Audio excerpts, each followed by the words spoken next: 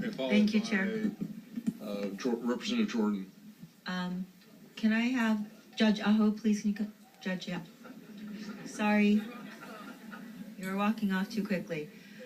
Okay, Judge Ahu, earlier today, Justice Levinson was here, and when asked a question about the Bear case and whether First Amendment rights were in fact weighed in that decision, he said no. So that being said, you have read Senate Bill 1, correct?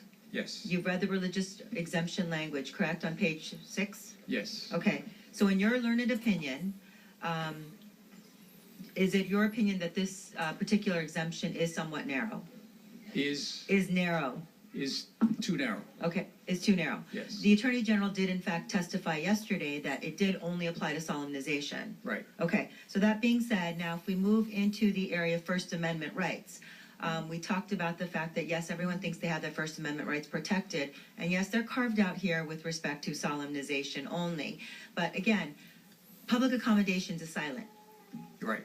And so, you know, you've already contended that with the lack of discussion of public accommodations, so where does it fall into the ambit of this particular bill? It doesn't. Okay, so arguably it still applies, correct? It still applies. It's floating out there somewhere. Unless we have an express carve out. And that's where the uncomfortableness develops because you don't know.